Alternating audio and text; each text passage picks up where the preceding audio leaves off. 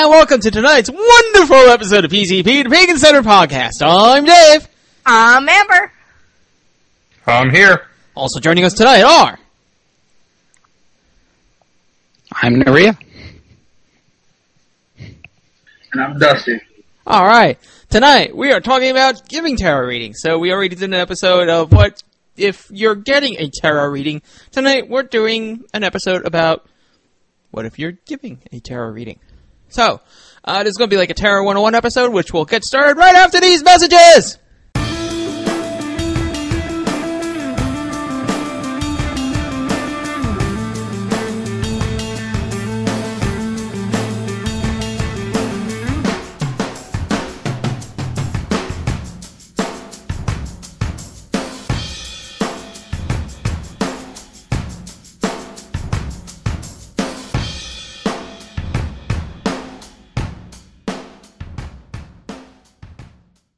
And we're back. Did I mention I'm a little hopped up on sugar at the moment? Well, at least it's nice to see that you're in a really exciting, excitable mood. So why do people do tarot? Why? To scare scurvy. I think that's a great reason. Every time we he's gonna have PTSD at some point. He's gonna be sitting like in an old folks' home. Somebody's gonna get out some like playing cards, and he's gonna go into a panic attack. No, it wouldn't give me a panic attack. Homicidal rage thing? If I was capable of homicidal rage, a lot of people would already be dead. Why do people always think I'm about to have homicidal rage? Never understood that. Homicidal rage. It all depends on the circumstances. And we also learned last week that everybody with the name Joseph Moody tends to go really fucking nuts. No biggie.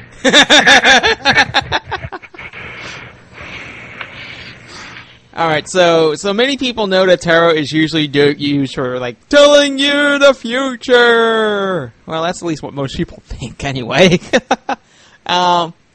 Sometimes it's just, a way for the universe to, slap you over the head to get you to realize certain things that you should already have freaking noticed, but you're too stubborn to realize.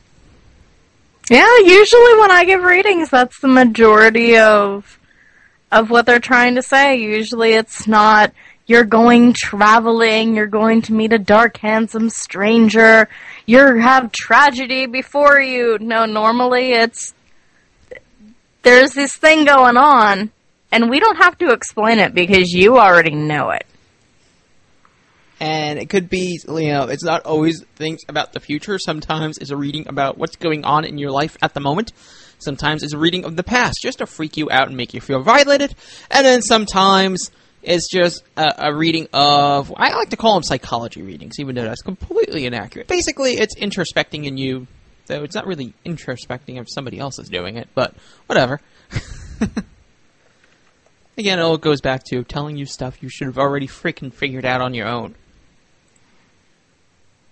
So I think before we get going, like Scurvy always says, definitions. So we have lots and lots and lots of definitions with tarot, because there's a specialized vocabulary, it seems. Yes. Alright. So let's start with what a tarot reading is, seeing as we already said the word tarot reading. Usually a reading is when somebody puts down some cards and they provide information to someone, either through somebody flipping through a book to look up the literal definitions of each card, or by interpretation, or by some combination thereof. And the spread is the actual pattern when they lay them out on a flat surface. And that's considered the spread of the reading. Yeah, we're not talking about, like, margarine here. We're talking about cards. The person doing the putting down of cards is usually the reader. I suppose it doesn't need to be the person putting down the cards necessarily, at least not the physical act. But usually it's the person that's doing the reading, the person who's interpreting the cards or looking at the cards and telling you what they supposedly mean. Or one thing that's all a very common thing is that they are typically the owner of the cards. Now, that's not to say one person can't use another person's tarot deck, but it's like one person driving another person's car. It usually doesn't feel right. Yeah. And then the querent is the person that is having the reading done for them. Sometimes the reading and the querent can be the same person. Mm-hmm. If you are, say, doing a reading for yourself. Yeah, and querent is just a generic term for a person asking a question. Yeah, so it kind of makes sense that it would have a very similar definition in this specialized vocabulary. And since we already mentioned cards, all tarot decks use cards. They're not using, pieces of wood with symbols on them. They're not using, liquid to look into. It's cards. It could be even playing cards. Some people do the playing card thing, like Nuria.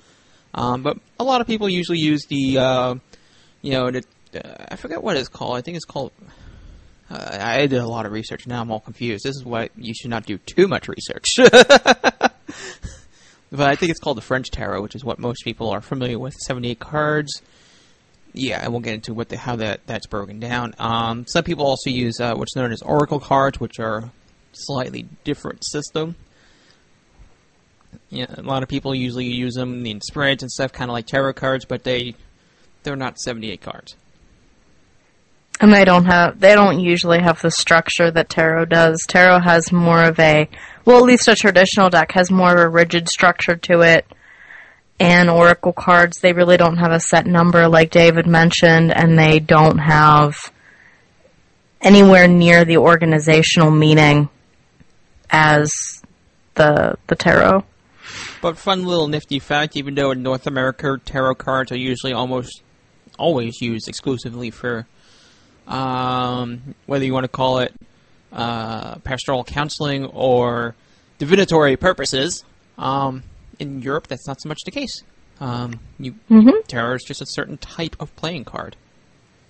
And there are games that are specifically designed for the 78 cards. Yep.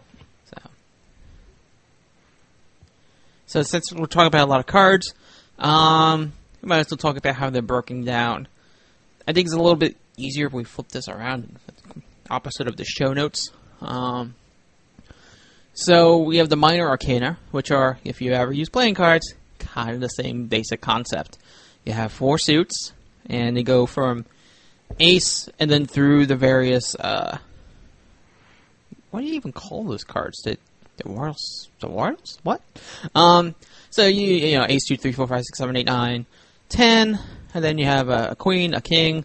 Instead of a jack, you have I think it's a page. I don't think it's a knight. I'm not sure. I'm not too terribly experienced with the conversions here. But then there's an extra one. So instead of just having jack, queen, king, you have page, knight, queen, king. And the terminology for that can vary. Some decks have very specific terminology. They're specific to their deck. Like my tarot deck, the Pagan Tarot, which is basically kind of following the, I guess you would say, more of the Wiccan way of viewing the world. You would have like an elemental, an initiate, and so forth. Instead of page, knight, queen, king. And in certain countries, French versus Italian, the terminology varies, which is why you'll see some decks have like page and somebody else might have jack. It's just a regional variation. Mm-hmm.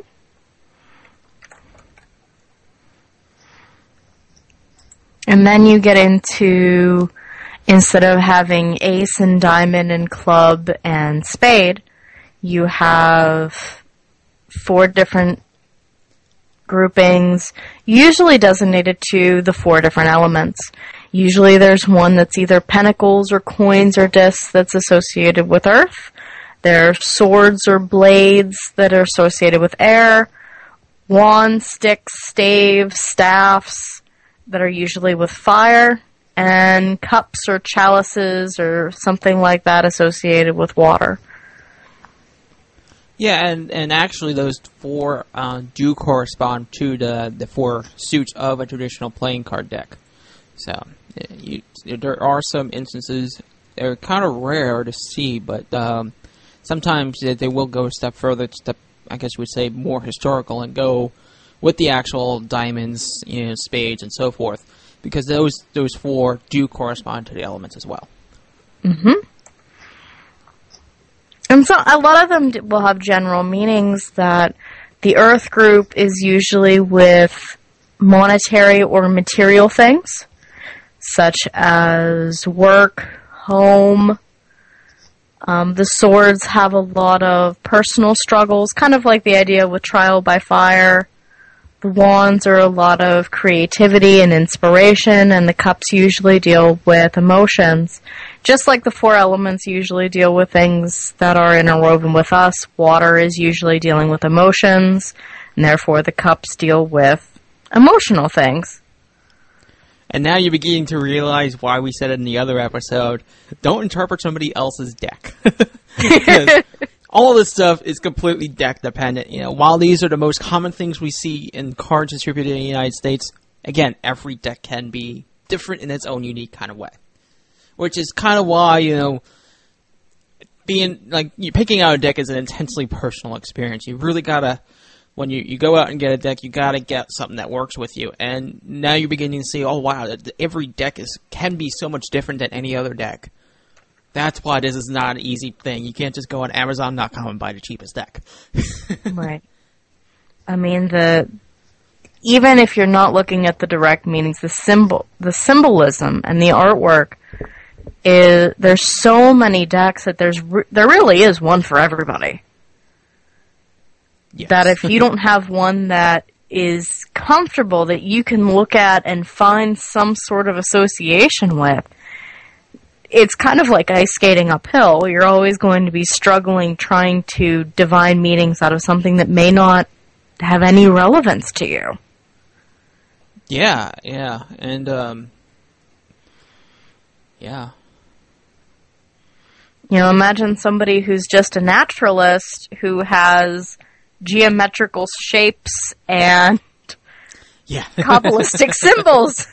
If they'd rather deal with animals and they're sitting there looking at octagons and hexagons and decagons and going, well, the number 10 means in numerology that, and they're trying to piece together things that they really don't care about. Mm-hmm. Whereas if they had an animal deck, it'd be easy. And I will say, oh my god, there's so many decks out there. How am I going to find one that works for me? There's an absolutely amazing site called Eclectic Tarot. That's AECLECTIC, letter A at the beginning. Just Google it. I always get their website wrong, so I'm not even going to bother. Just Google it.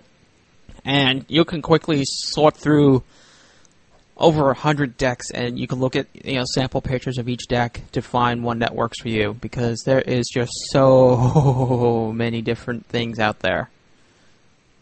Yeah, there are tons of them, and they have lovely little reviews posted. So you get to see if somebody, and they're experienced tarot readers that do the reviews, so it's not like anybody can just jump on and do a review. These are people who have been doing tarot for years, and they give you a rundown of what they liked and what they didn't like, and it's a wonderful, wonderful site. Yeah, and that's how I found my deck, because, well, I have a very unique personality, and my cards have a very similar unique personality, so we get along great. Pardon the sarcasm, but Dave's saying the words, we get along great. I mean, that's... There's a completion to this sentence, and I'm having trouble figuring out what it is, so please email me at scurvy@I'mBleedingProfusely.com. I'm sorry. Was that a sarcasm fail? Yeah.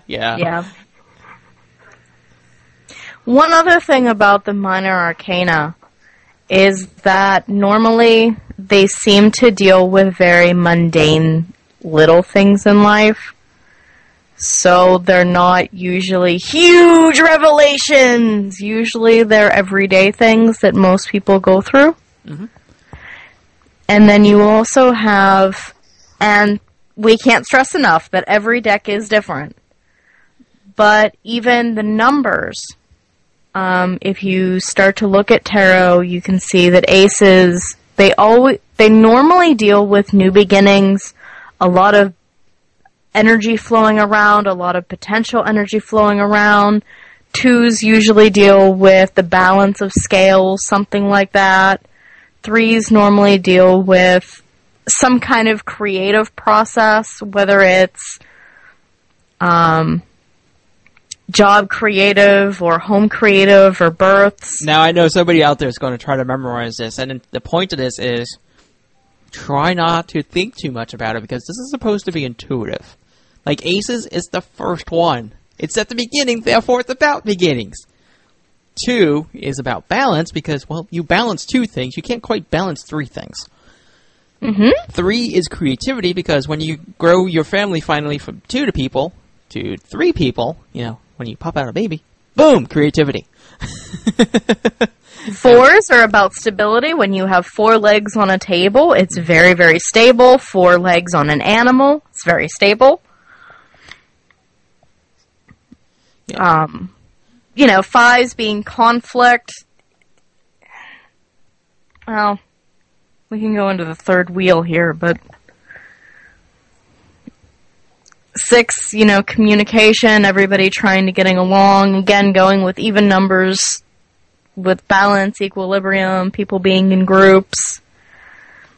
7s, the number 7 numerically has always been kind of an important number, or considered a divine number, where it's usually reflection, introspection, looking over something divine. 8s are usually having to do with, after you've had the reflection, the evaluation, jumping on and moving past it and doing something after it. Kind of like, okay, you've had your enlightenment, now what are you going to do about it? 9s are usually the compromise and the compassion that you've learned after all of the learning process. And then 10 is usually the end of the cycle. It's the completion after all of this trial of learning. This is the end. And then you have the 4 face cards. And that's the word I was looking for before. Face cards? Yes. These can either represent people or things. So for page, it's the same idea as you have a page, a knight, and a queen, and in most cultures, the page is the youngest, their children, and just like that, it represents a youthful enthusiasm. Knights are a little bit older, and they represent things that are usually extreme, something questing, going out in the world, trying to rescue somebody, somebody coming in to rescue you. Queens and kings are usually mature people that have authoritative or some kind of experience or a maturity to them. So as Dave said, these are all kind of intuitive, so I mean you can memorize all of it, but really there's a lot of relation to where it's pretty easy to see. Yeah, and of course, the more you do this, the more likely you are to remember it. Mm-hmm. But like you said, again, these are minor things typically, hence the minor in minor arcana. And arcana in arcana means secrets or mysteries. Ooh. I was thinking the same thing.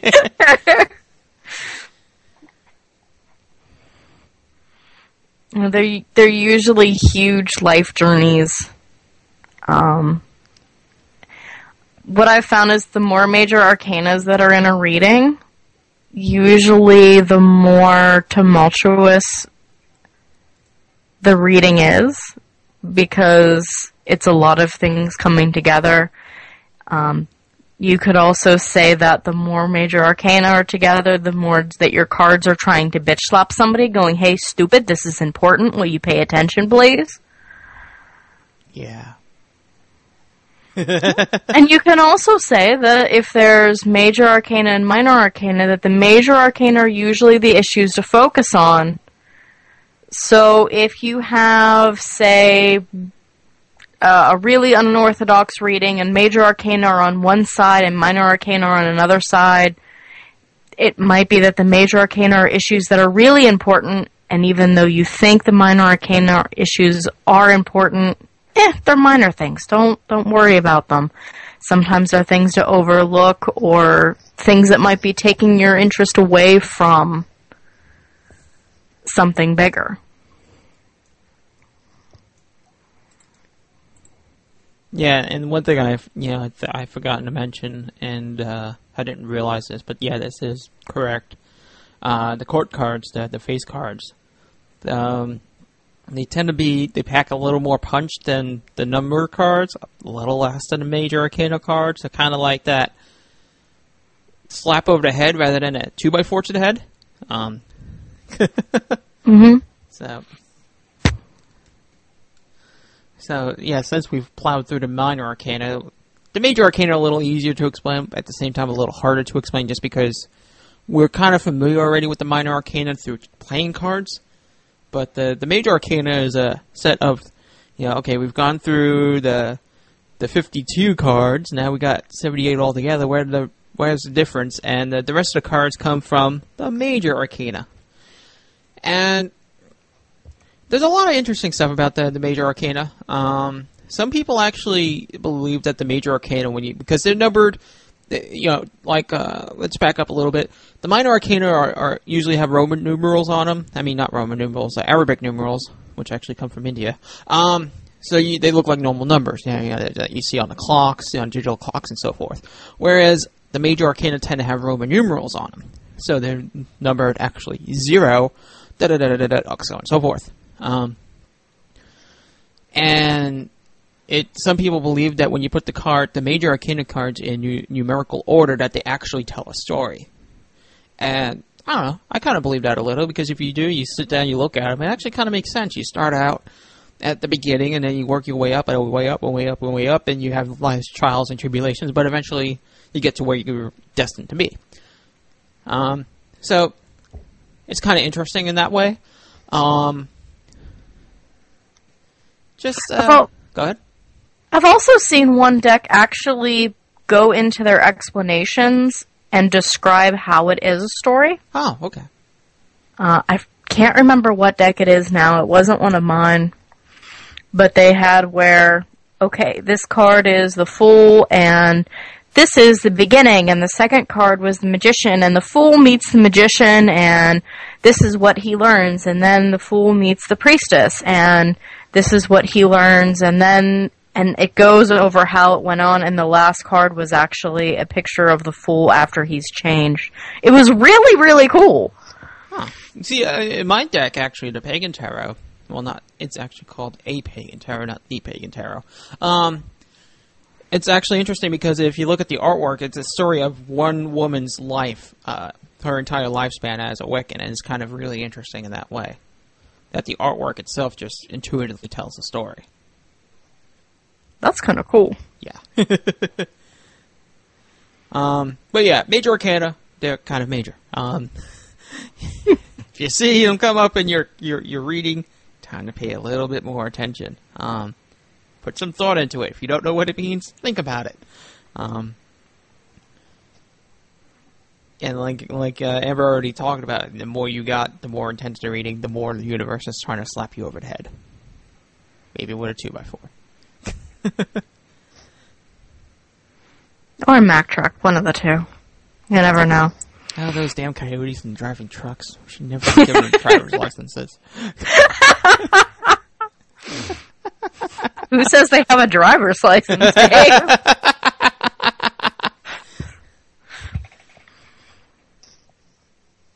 Oh, we already talked about our cards. Awesome.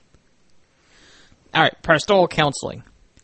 I already mentioned this term, but it's always a good thing to review certain things because I realize we get new listeners and, well, not everybody's at the beyond the 101 level, so we might as well define it. Yeah, Amber puts in the show notes. Grumbles from the psychology community about amateurs giving advice to people. And it is very much not a replacement for a psychologist. But you can kind of think of this as asking a friend for advice, except that this friend is usually seen as someone of a spiritual/metaphysical leader or someone you can consult with and get useful answers. So, this is kind of good for people that aren't yet at the point where they're willing to go seek psychological assistance from a qualified professional. Pastoral counseling can be done by anyone. This isn't a profession or anything. It's just something. It's a service, of anybody that honestly considers their priesthood serious, or is just a natural leader in their community. Dave is a leader in his community. Just to put that out there. That scares me on very many levels. Come on, people, you're all better than me. You can do better! But yeah, tarot is sometimes seen as a form of pastoral counseling, in a kind of cool way, because it leaves things ambiguous enough so that it's not like, man, you're an idiot. Why do you keep doing prayer spells for, getting a job, and you don't even have a resume? Instead you could do a tarot reading, and the cards would say, you are missing something critical in your job search.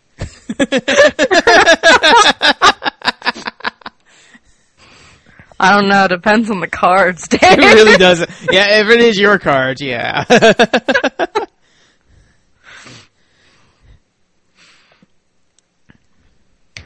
I don't know. I mean, there's some people out there, I'm not entirely sure a resume would do it in their job search. I mean, well, Step one to getting a job is... Whoa, Scooby's echoing. Step one to... Echo. The echo's like, whoa. How about now? Echo? Okay, that's better. Yep. So the first step on your job search should always be qualified for the job you were applying for. Otherwise, that resume thing ain't worth anything. I know quite a few people that got jobs they're not qualified for. Yeah, as do I. Unfortunately, I've been stuck and struck in most of them.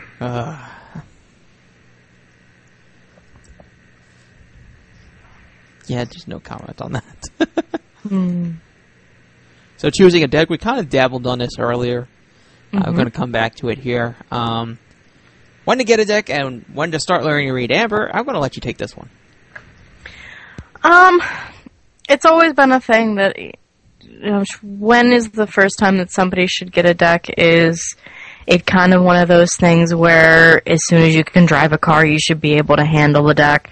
And there's a lot of different schools of thought on this. A lot of people say that tarot really doesn't have any dangers to it, so there isn't any problem with somebody having a deck whenever they're in their teens or, as a gag gift when they're younger, that there's no dealing with it.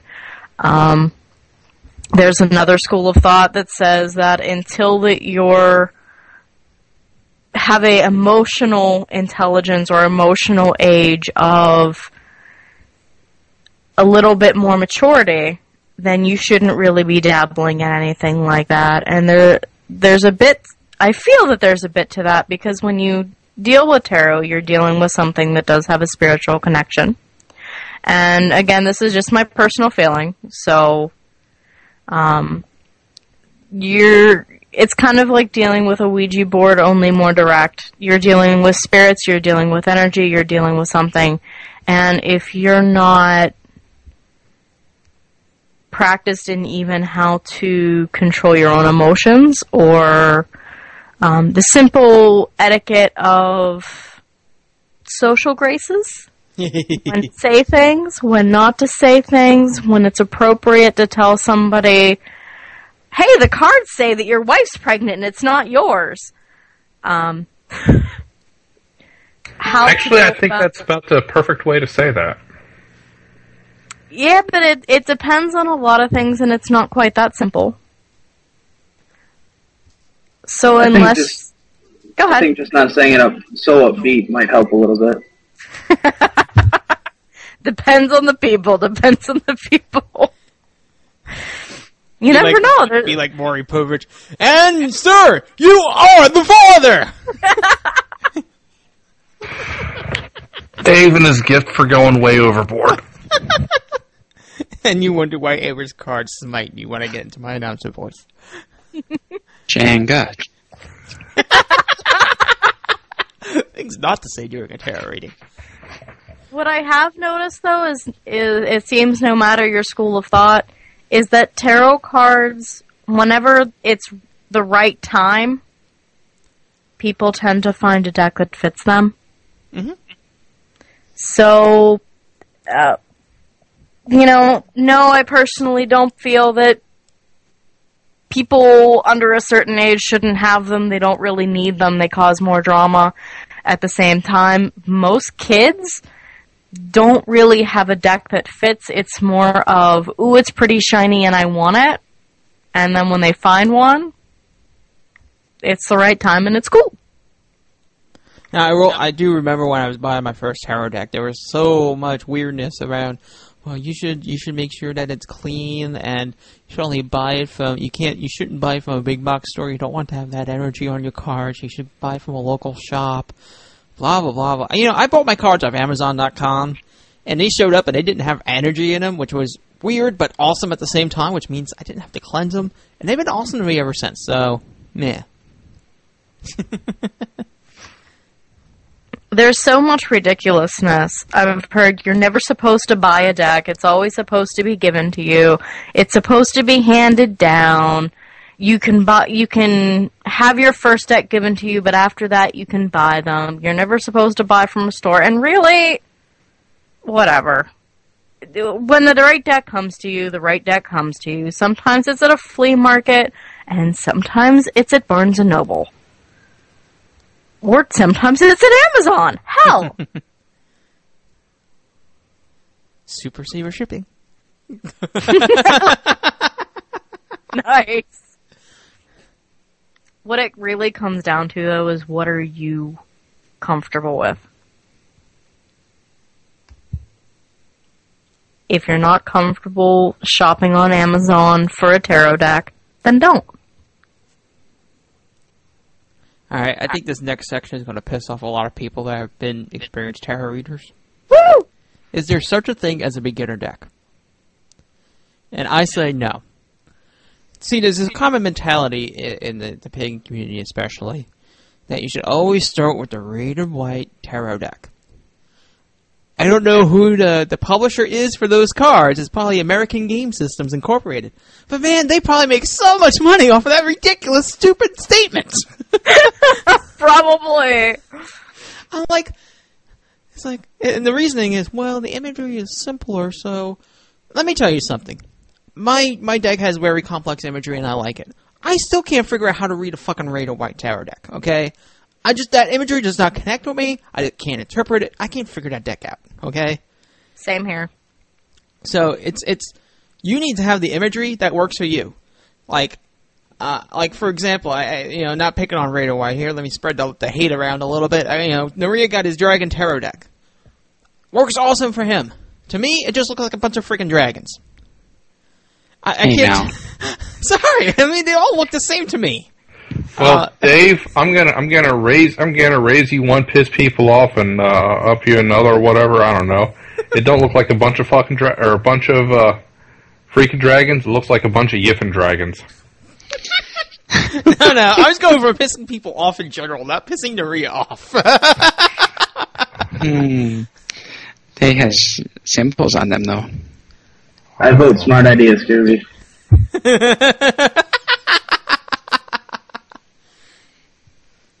I mean, of course you do.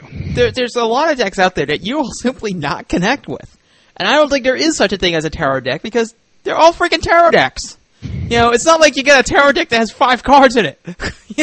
There is no baby tarot. Even if it is, Gummy Bears tarot, it's still a full tarot deck. Yeah. Isn't that the evil one you guys were talking about? Yeah. The one that I consider blasphemous. Yeah. Isn't that Brandon's deck? Brandon? Yeah, the Gummy Bear Tarot. I don't actually claim it. We just have it. Okay. We haven't actually read with it. It's one of those ha ha ha. We have it. You know, if you were getting a gag gift, Gummy Bear Tarot would be it. It's very obviously a gag gift. I mean, we have a handful of those that we just sort of have. We really don't use. I think my deck is a Rider-Waite tarot deck. But it pocket-sized type deal. It just sort of works for me. I do have a Fairy Oracle deck, which is not tarot, and I opened them up and looked at them, and then they're back on a shelf, and they're very mad at me. But it's also Brian Froud, fairy deck, and I feel uncomfortable unleashing that energy upon the 100-mile radius around me.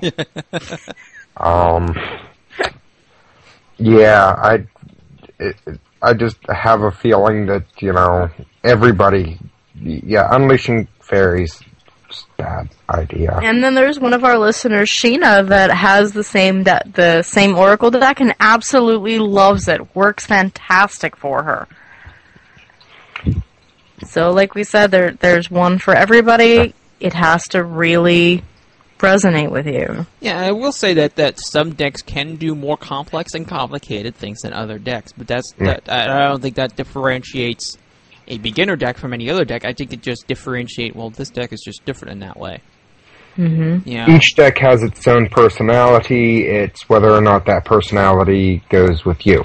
Mm-hmm. And you can, as you were saying, you can have 20 decks, all the same deck, same printer line, everything else, but each deck should have its own personality. Mm-hmm. So, I mean, I was going to say with my my fairy deck, the first thing I wanted to do was throw them up in the air. they just, yeah. So, but every deck, I mean, for a lot of, if I were to get another Rider-Waite tarot deck, I don't think it would have the same energy. In fact, I have found the same Rider-Waite tarot deck, and it doesn't have the same energy. Yeah. So. Yeah, that does happen. I mean, as with any metaphysical possession that's used for metaphysics, yeah, that will happen. Mm-hmm. I mean, talking about beginner decks, tarot is an in-depth thing no matter what deck you use, unless it's completely dead. I mean, what readings we've talked about doing introspections, and anytime you do introspection is an in-depth thing. It's not really like learning to paint where you have, okay, first off you get a coloring book and we learn to color in the lines.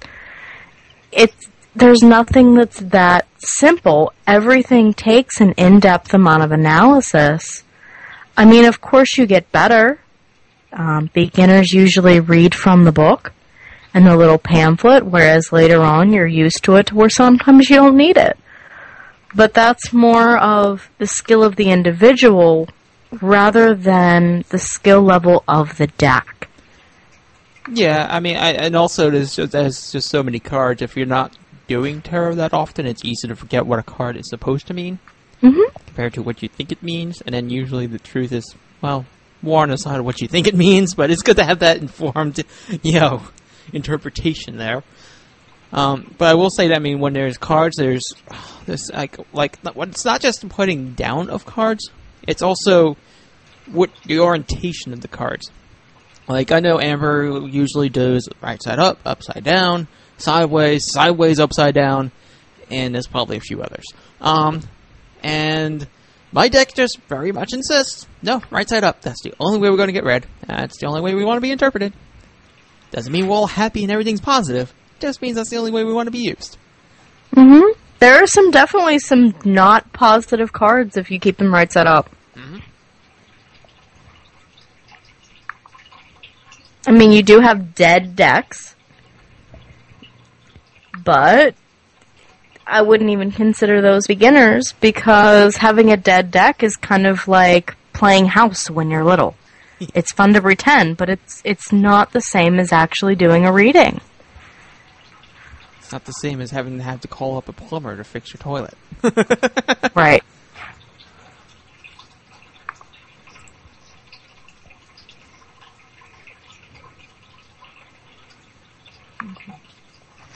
And I mean, we've touched on the idea of giving versus choosing. Mm-hmm.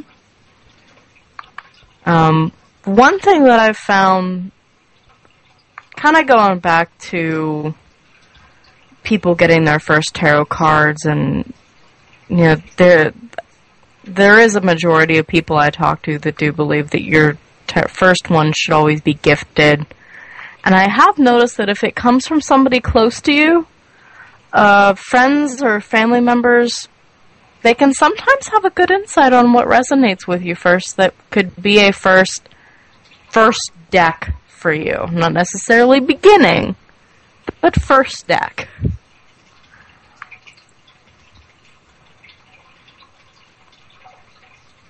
Yeah, and we already covered a lot of topics we have here in like the next page or so. But one thing that we didn't cover is the option of creating your own deck. But I think it's kind of like the same way of creating your own religious tradition. Go ahead and take something seriously first. Go into something that already exists, like an existing tarot deck. Use it first. Get some background knowledge of it. Get the feel for the mechanics of how tarot works. And fully understand what's going on before you go ahead and start doing your own deck with your own symbolism, your own imagery, and so forth. Yeah, I know here in Houston a couple of years ago I met a Native American, and he was building his own tarot deck. And he was using all kinds of native imagery and stuff that flew over my head, but it made sense to him. And he was an artist in every sense of the word. And he was like, okay, well, I'm going to make this deck. It'll be something I use. But, if somebody wants a copy, I'll make a copy. I'm going to charge them $1,000 for it. Reason being, this is a tool for professionals. If you're, not pulling in the income as a professional to pay for it, then obviously you don't need this deck. Now, that's a very controversial stance to take with regards to tarot. But that was his mentality. He hand drew every single one of his cards. So there's no mass reproduction going on here, at least not at that point. And his thing was, well, the only people that'd be using this particular deck would be working at the Indian casinos anyway. So,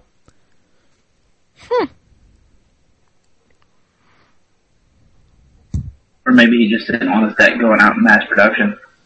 Yeah. I mean, there was certainly a lot of detail in the few cards I've seen of his deck, and yeah. If you were to pay an artist to draw those cards, yeah, it'd probably cost you $1,000 easily. With the amount of time and effort and pain and sweat and tears to not just draw the artwork, but you're doing it in such a way that it has symbolism. And can be used as a tarot deck. And that adds a whole new layer of complexity on top of things. Yeah.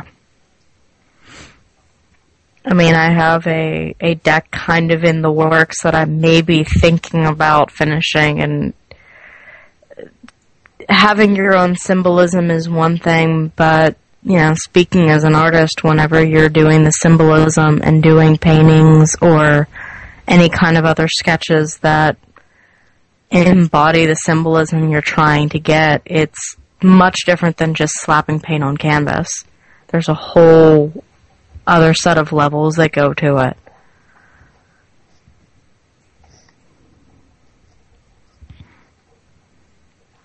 So I think we kind of dabbled on this a little bit in the last episode and a little bit earlier in this episode, but the thing here is, due to meanings of suits and the cards, the individual cards as well as the entire suits remain the same across decks. And the way I tackle this is no. I basically walk into a tarot reading like I know nothing about tarot. Because that's usually the safest and most accurate way to walk into it. Otherwise, I become overly critical and become that jerk that tells the tarot reader how to read their cards, and then everything goes boom, and then that's just really bad news for everybody. Yeah. I mean, each deck has its nuance. I mean, my deck doesn't even have the standard suits.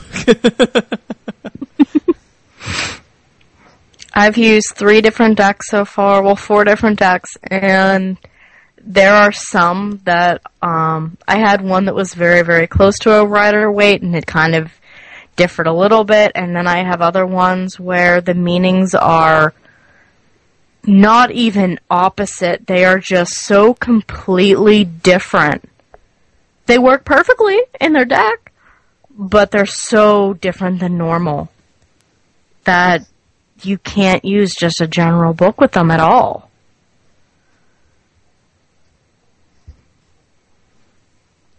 Yep. Mine told me to throw the book out straight, just first day I had them. Reading them, it's not hard, but they come with a wall of text with every card that you flip. No easy reading. Which can sometimes just make them that more interesting. Yeah, I know at my deck, like, nothing makes sense until the end of the reading. Then it's like, they do this magical thing where everything suddenly makes sense. Like, oh! Okay.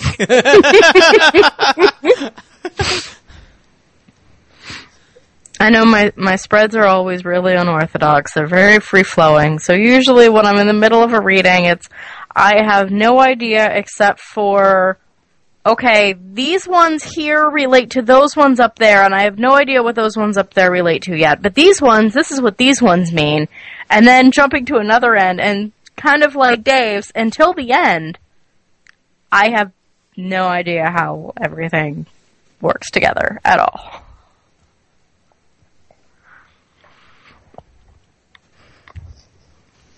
Cards with googly eyes. For fun, ask Amber to do a blind reading.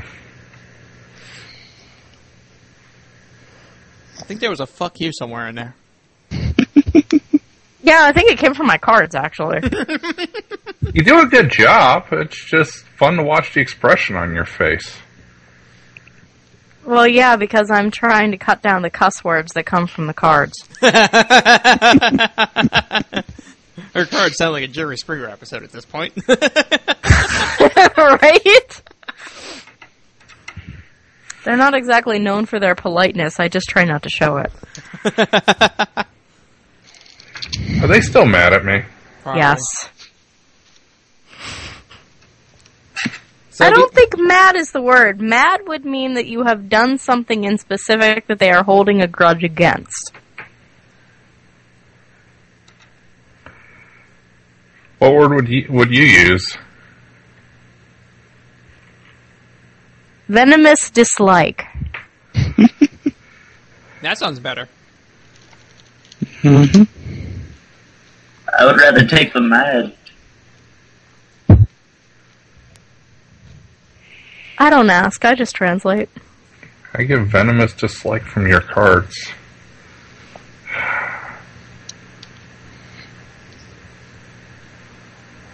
Oh well.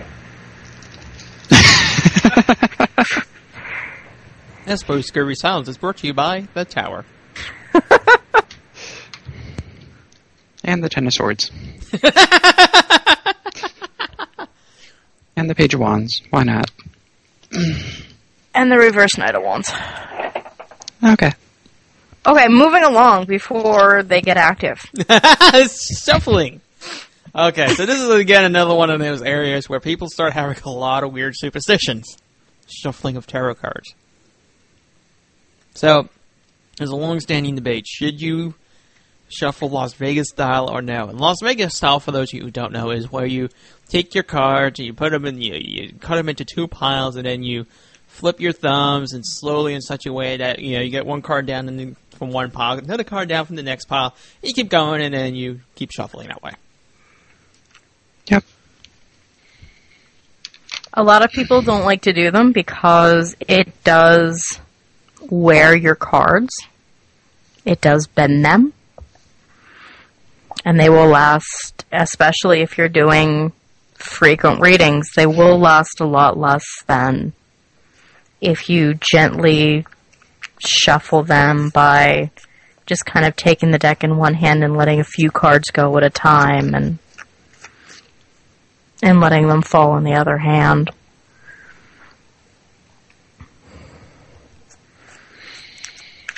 My cards actually, well, at least my one deck, kind of prefers Las Vegas style because they just kind of want to get the shuffling quick and done and over with, and it just is easier. Yeah, my deck just tells me no.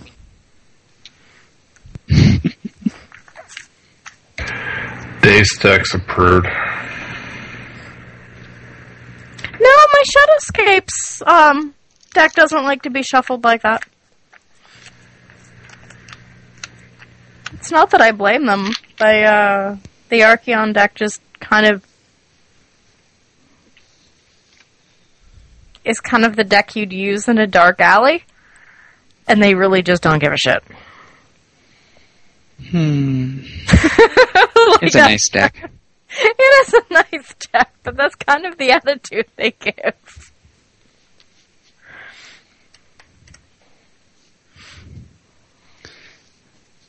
Yep. I like Vegas style. They just don't like being shuffled after readings. So I think it just goes into, back to, again, each deck has its nuances. Yep. I mean, if you go to shuffle your cards, and a pain goes up your hand, one, check for carpal tunnel, but two, it may be your deck going, hey, stupid, knock it off. Or if they make you play Pick Up 78, you might not want to do that again. Yeah. Especially if they do it more than once. Unless they're the Fairy Oracle deck, then I think they just might think it's And funny. that's just par for the course. Yeah. So spread. I'd like to see Brandon use the fairy deck. No. I think this is a good idea. No. No. Overruled. Maria, back me up. I think we should ask the deck. Oh, they would love it for me to use them. I just think it would cause chaos in the next 100 miles. Or 100-mile radius. Okay, bring them to Snoozes then. Hey, Possibly. Dustin, I think we might have found you a deck.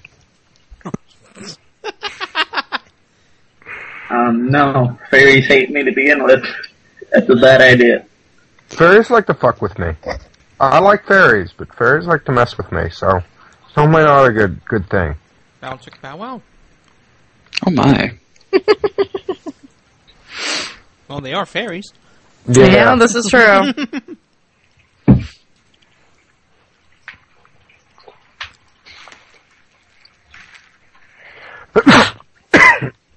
Sorry. Bless you.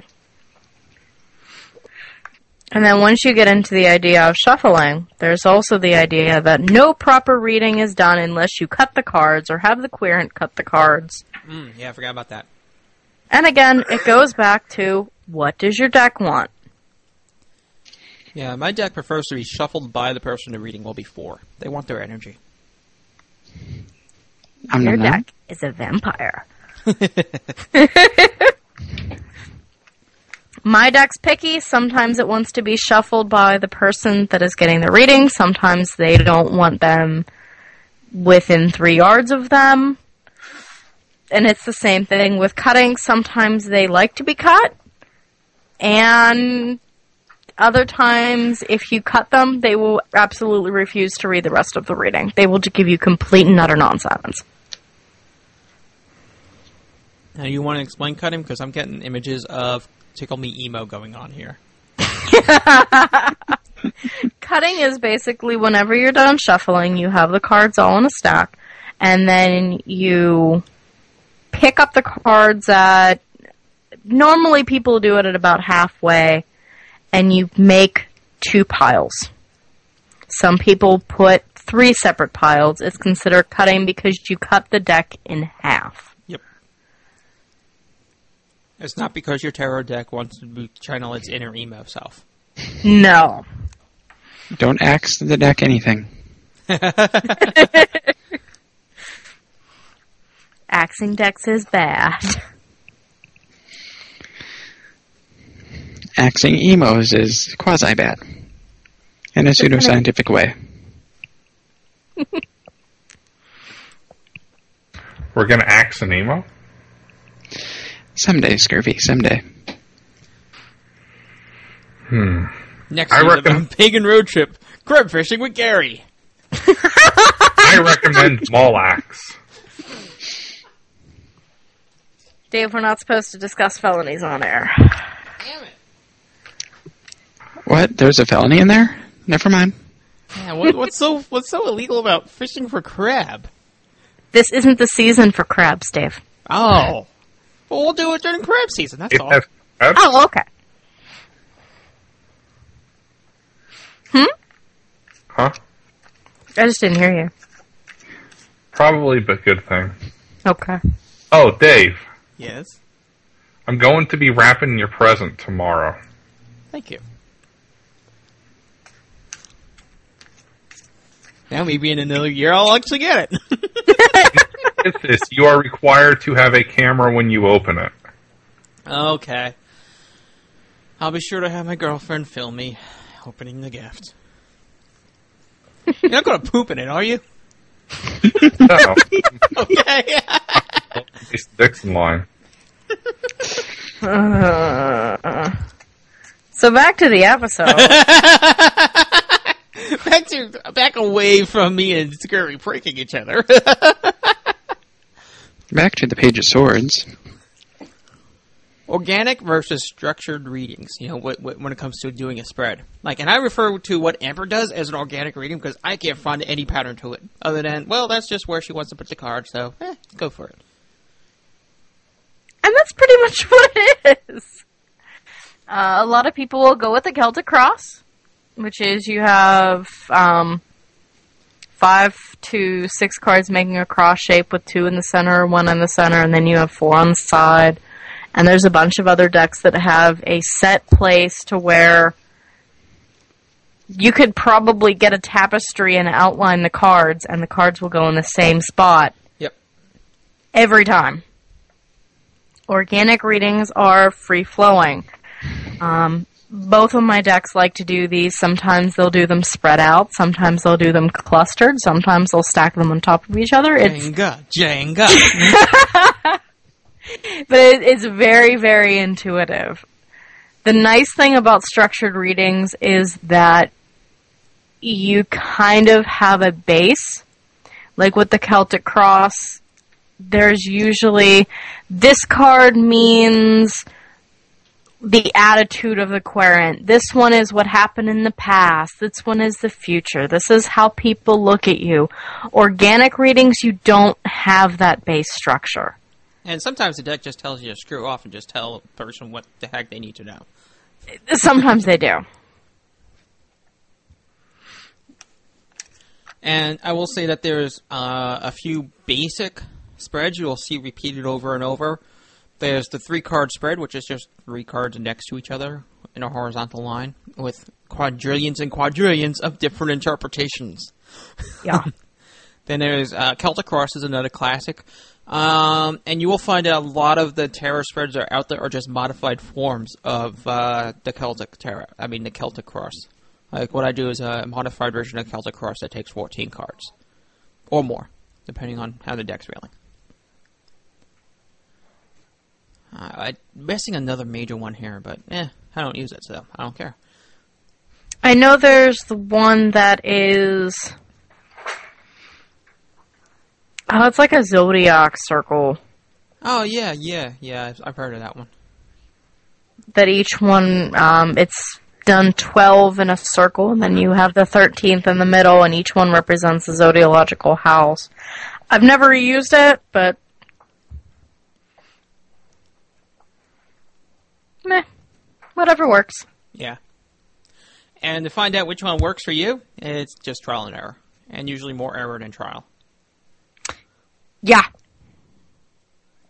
I can't get a 3-card spread to work for the life of me. That probably has a lot to do with the fact that, well, if a single spread has like 15,000 different meanings, how the heck can I know I have the right one?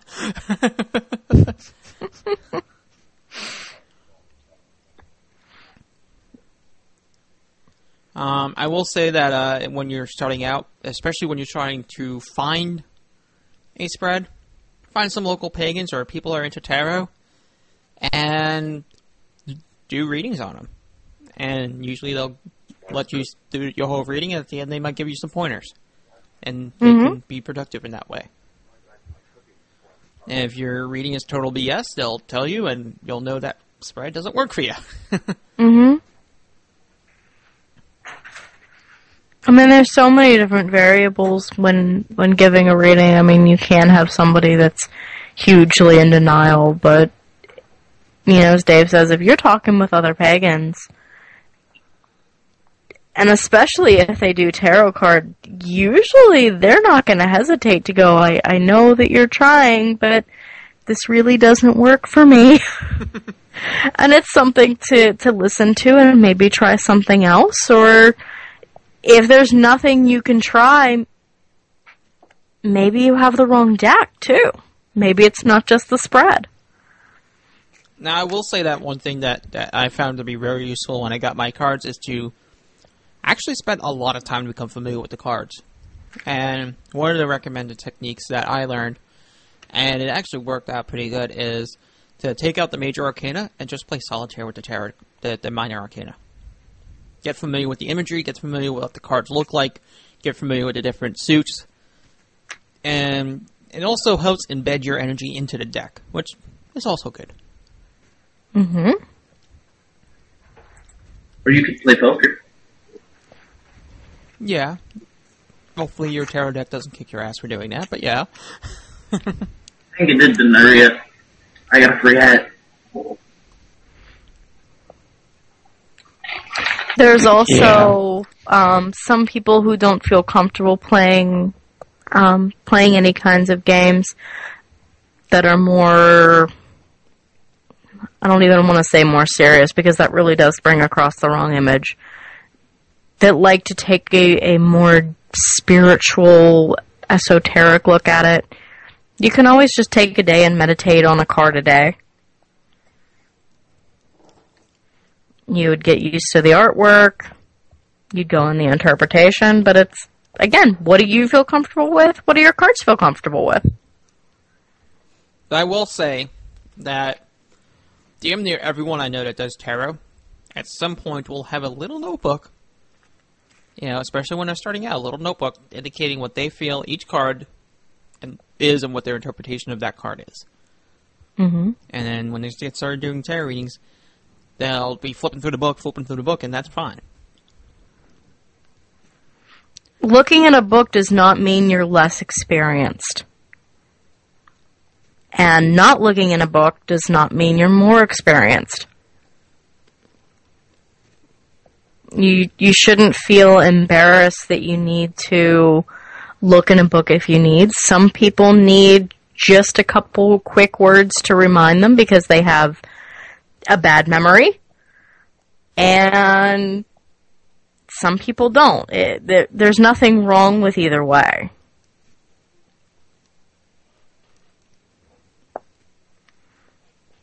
And yeah, I'm trying to think about it, and yeah, I agree with Dave. Everybody I know that's been worth their while in tarot usually has something, even if it's a little slip of paper with a couple of words written for each one. Mm-hmm. Normally they have something. But, you know, as far as moving forward and refining your practice, I mean, one thing I will say is when you get started with tarot, it will drain you. Just like any new metaphysical thing that you're getting into, it will drain you until you learn to do it efficiently. So, just a heads up on that.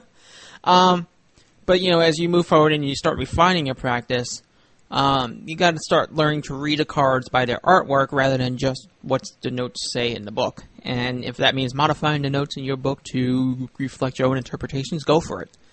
But keep in mind, this can vary reading to reading. You know, this is not, you know, as much as cards may have a standard definition, sometimes they put the card there.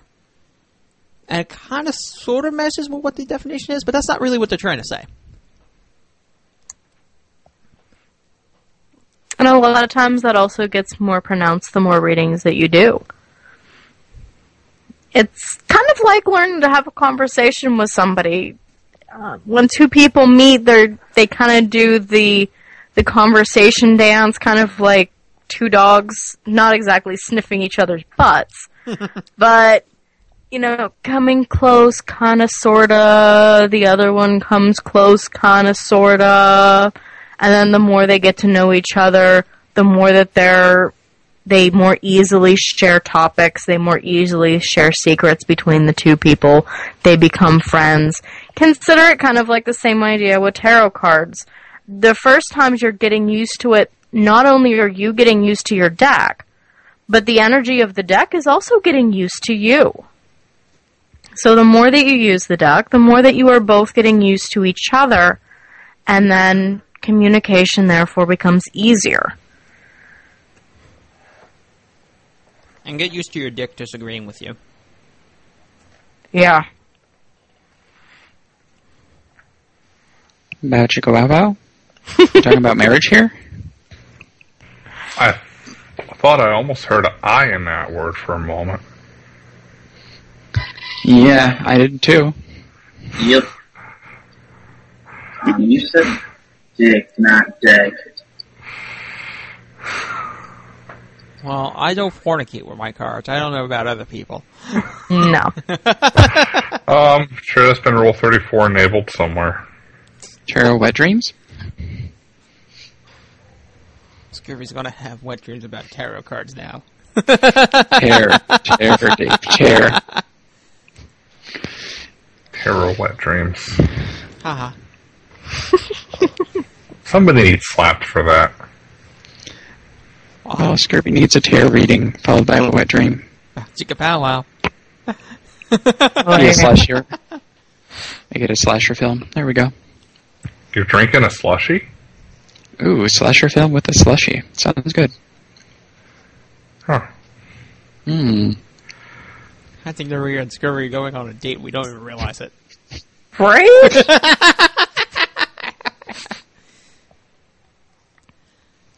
And another thing about refining your practice is just keep doing your reading, even if it makes no freaking sense. Don't worry.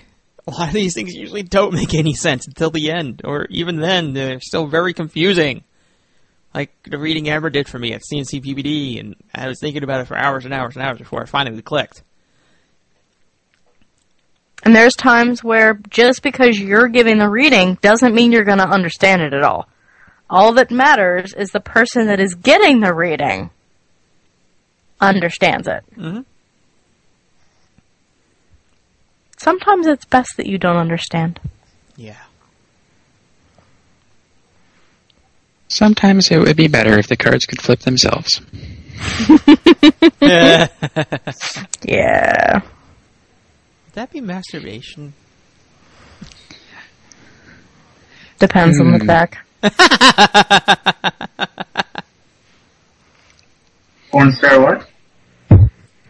Exactly. Sorry, but if time travel and Doctor Who comes up in this masturbation conversation, somebody's getting slapped.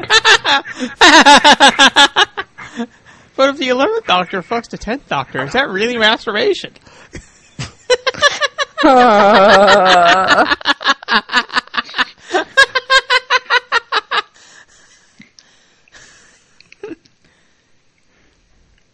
Bad Wolfie. Bad Wolfie. So, let's talk about, like, okay, let's say you get the whole tarot thing down. How do we make our readings a little more potent or accurate? Well, a lot of these things are kind of iffy. It depends on the deck, depends on the person, depends on the reader. But these are just little tidbits that have helped me. I don't know about anybody else. Get a feel for that person's energy and kind of feel them out. A lot of cards will actually ask to do this themselves, actually. Hence the whole handing the deck over to them to shuffle or having them cut the cards. It's just depending on how much that deck wants to feel up that person's energy. I'll take a bow.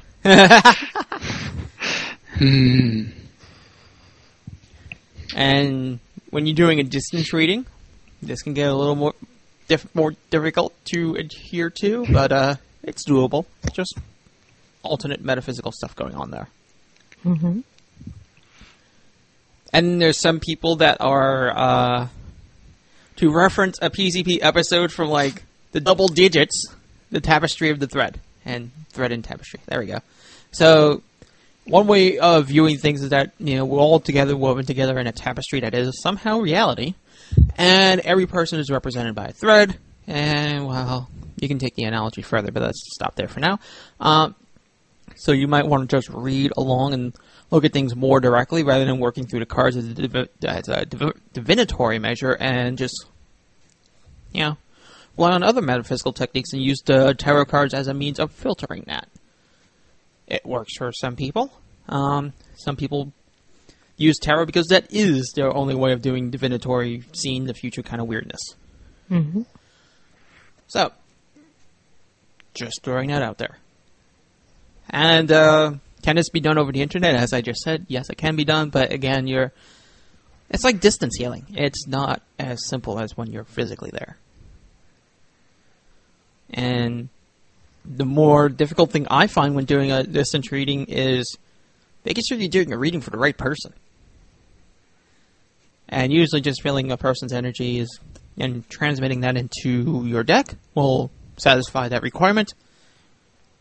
And sometimes that's more difficult than others. Again, there's a whole lot of variables that depends on energy work in the deck and all sorts of things.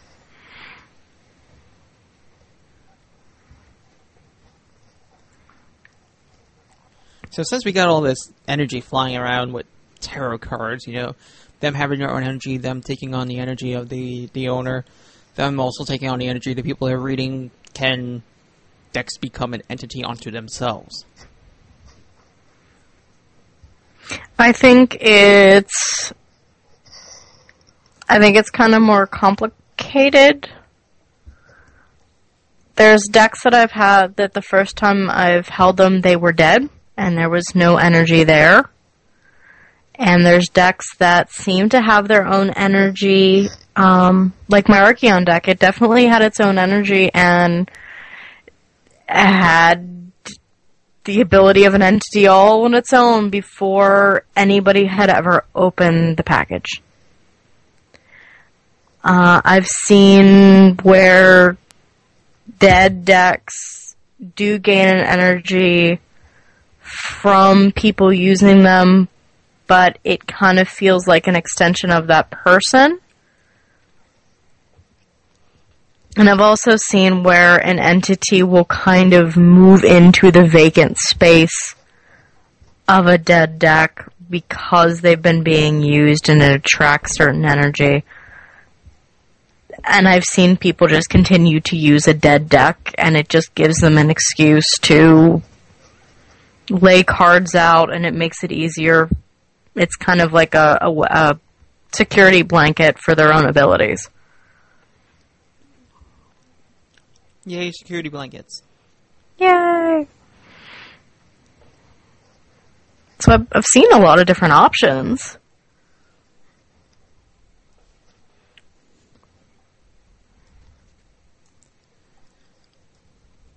Got Wrench once in a chat room. Okay. I shall add him to a chat room.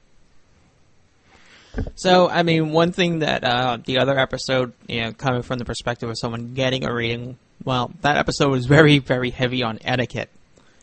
And now we're going to come back to etiquette here, except that we're going to tackle etiquette from the perspective of the person that is giving the reading, how they should treat the person that is receiving the reading. And one thing I will say that is, not everybody's familiar with tarot. Not even the very basics of tarot. In fact, you should safely assume that nobody knows anything about tarot. If they happen to know tarot, that'd be awesome. But as we described in the other episode, that can also be a pain in the ass. But, from your perspective, it's a good thing. One thing to kind of reinforce here is that you're interpreting and translating the cards.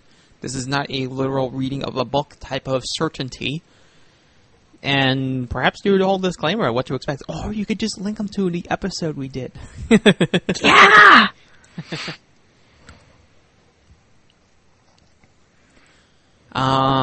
One thing you should let them know, are they allowed to ask their own questions, during the reading, or do you just do a general... Oh, okay. Are you doing a general reading, or are you asking them to pose a question? Oh, no, I've never seen anybody do a general reading. Really? Yeah. I do general readings all the time, just not normally for you guys. I was going like, all my readings from you have always been answering a question, even if I didn't know what that question was. Yeah, that's just because it's you, Dave. Okay. I promise. No, oftentimes, I'll usually ask if there's a specific question that they want to ask, or if they want a general reading, and there's a lot of times where people just ask for a general reading, that they have nothing in mind, that they're just curious.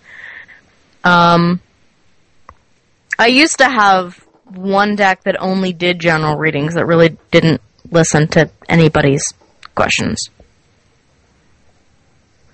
So, yeah.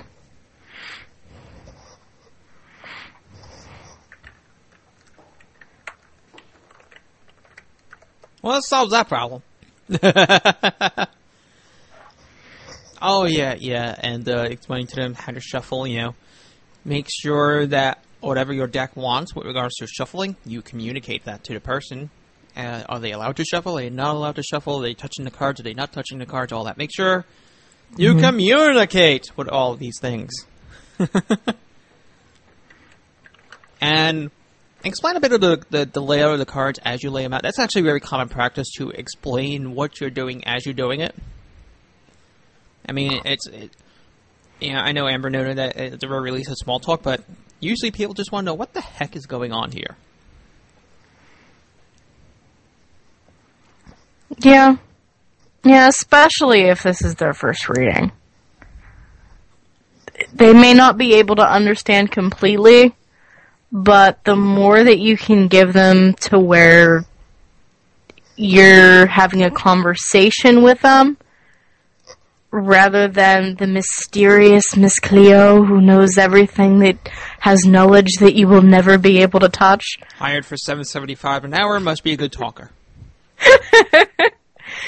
The more at ease you put the person, and the more it makes them comfortable to ask any questions if they have it. So it ends up working in your benefit as well.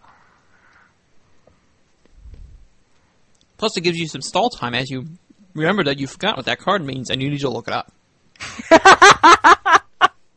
If you need to check the notes on your hand,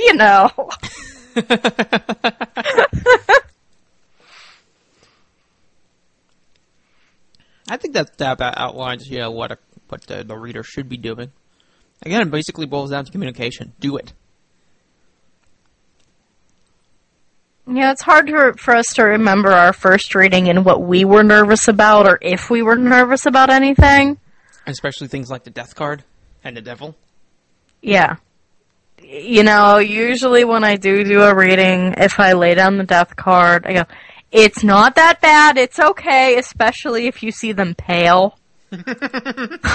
Or if you see they all of a sudden look at you, and it's okay, it's not that bad, it doesn't going to mean anybody is going to die. I actually look forward to those cards because it makes it more interesting. Yeah, they do make it more interesting. They're nice conversation starters. Sometimes. Today, you are not going to die just because of this card.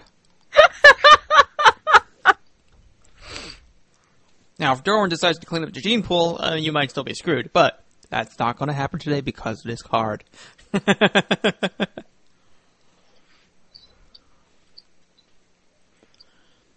And the most controversial topic surrounding tarot, whether or not to charge for a reading. Or is it ethical to charge for a reading? I can understand the whole exchange of money for time and energy. That makes sense. But at the same time, and I think this is fairly common in the pagan community, we go to festivals and then we see the tarot readings, like, fucking tarot readers. Yeah, you know what? It never seems to be a reasonable price either. No. It's usually like $50 or something. Yeah! And you're looking at a tarot card reading usually takes about an hour. Maybe if you have a really in-depth one, 2 hours. Like one that's 65 cards long? I think that one was 3 hours, and we're not going to talk about that. But still, you're looking at let's say 3 hours. That's still more than $10 an hour that you're paying somebody to read cards. And I'm not saying it's not difficult or it doesn't take energy or anything like that. But you're looking at, you're charging how much exchange for money for what are they getting in return? Well, simple rule of economics, it wouldn't be $50 if people weren't paying $50. No, this is true. There's a lot of people out there that shouldn't be paying the $50 that do anyway.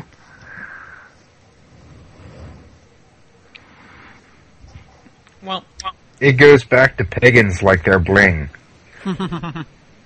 And, you know, if you can say, hey, my athame cost me, you know, $300, well, it must be a great athame. So if you paid $50 for a reading, it must have been a great reading. You know, it's one of those things. Yeah, in the world of metaphysics, you don't always get what you pay for.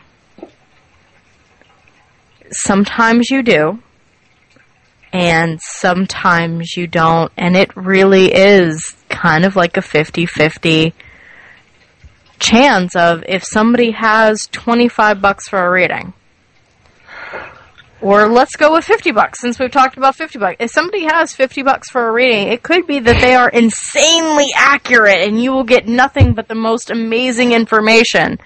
Chances are they're going to be full of crap and are just a very good con artist that knows how to talk dramatically.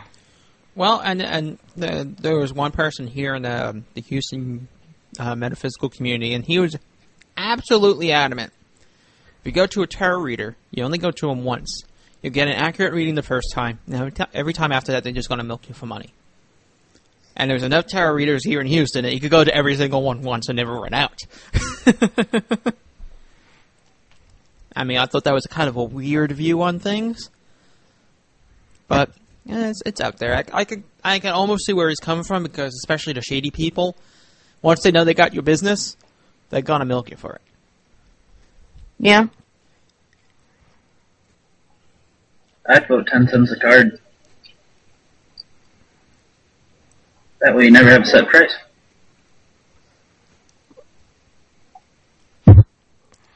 So you wind up with an amber reading that's 65 cards long. Yeah, I mean, it's not really the fault of the person unless they're antagonizing with Jenga. How many cards they get. Watch it, Dave. You're going to get both decks. Oh, shit. I do kind of like the idea of donation. I've seen a couple where it's donation minimum of $5. So at least even if you don't like it, your amusement is at least worth $5. Mm-hmm. Usually, everybody wants to talk about the transference of energy. That money is just a kind of transference of energy, and it's all worth it in the end. I'm okay with trading for my readings. I don't charge for my readings most often. If somebody wants to trade me something, if somebody wants to give me something as a token of thanks, that's awesome. Personally, my cards are insulted with money. If I was to put it into words, it would be, what? Do you think I'm a whore or something? And that's about the attitude that my deck has whenever money's discussed. So, personally, I'm not comfortable with the idea of a set fee. It's just not my thing.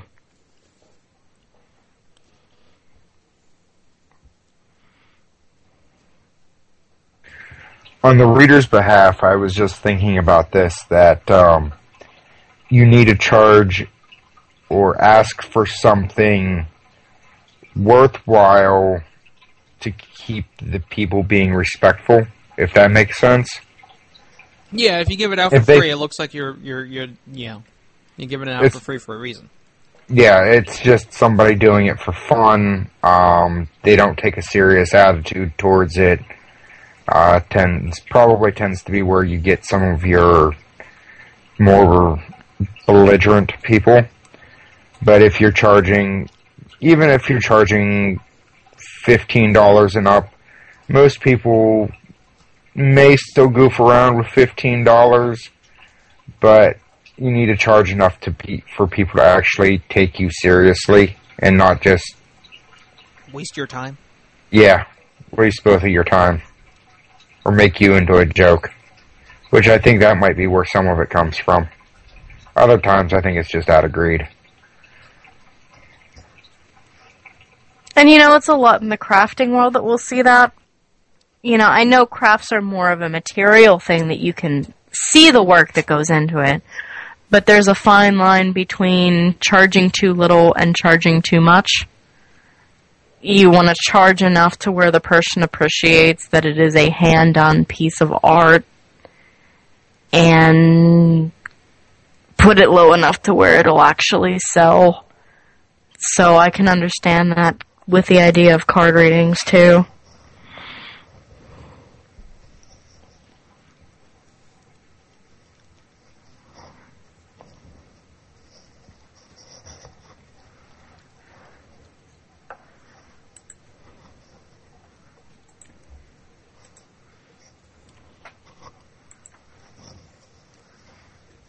Wow, we actually covered all those topics. Okay. Yeah. Oh, the one we didn't. When to deny refunds. If somebody asks for a refund, if you do ask to charge. That's why tarot readings should always be cash only. So you don't get a fucking charge back. I mean, is it okay to say, no, we don't do refunds? Do we think that's an okay thing for people to say? Or do we think that,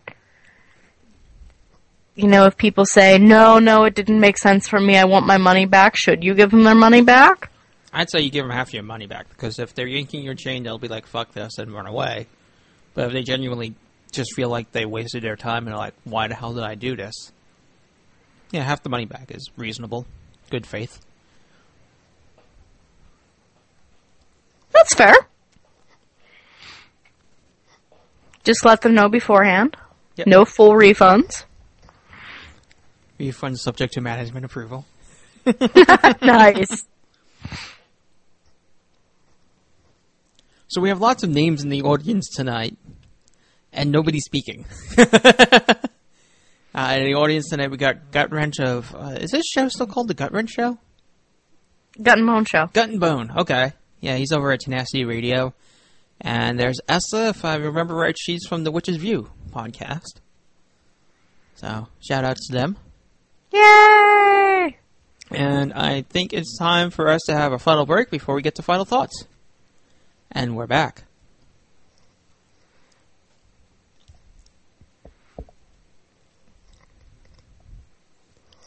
Your final thoughts. Final thoughts. My final thought is that tarot can be a fun and, well, not necessarily always fun, but at least an interesting way of tapping into the metaphysical space, or one of those things that, if nothing else, proves that you're not just crazy,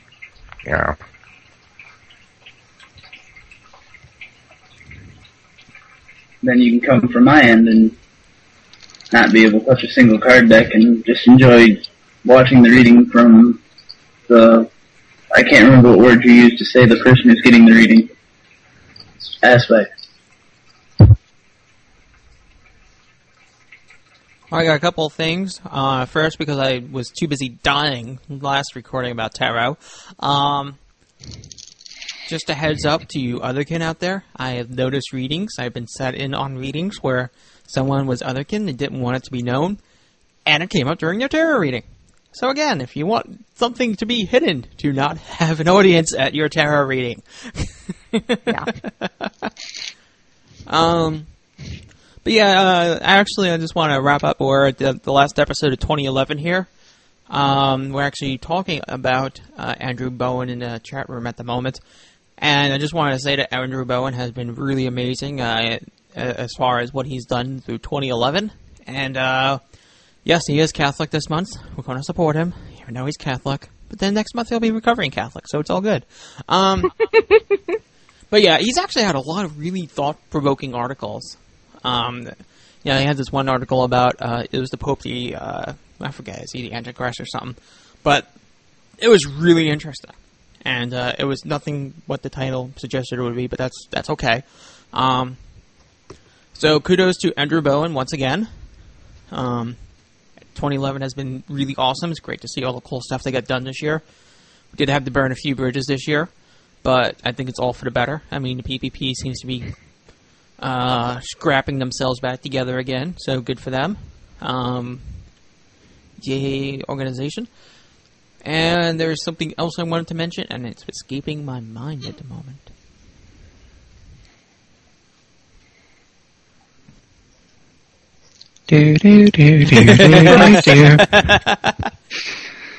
Oh, yeah! Pagan Radio Network. We're moving to Sundays at 9 in the morning. Woo! Yay, church time! Yeah, so when you're not going to church, you can listen to PCP. Or you can go to church and listen to PCP in the church. That'd be fun. Just remember, people might give you really funny looks if you start cackling in the middle of Mass. Especially if during the Christ checks time. Yeah. It's Pagan Radio Network at paganradio.net.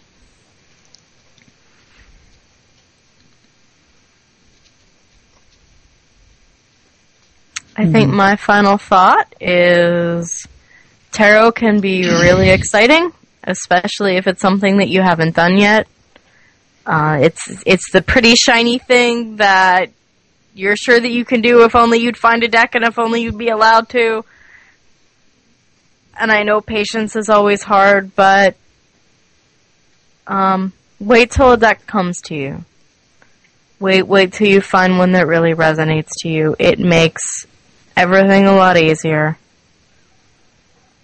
And it usually ends up to be worth it.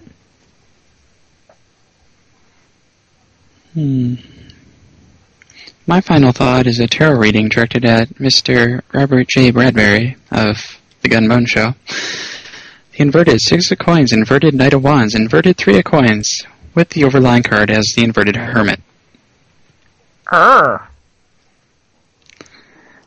That is all. Thank you. Come again. Oh, I always thought it was a bit upside down.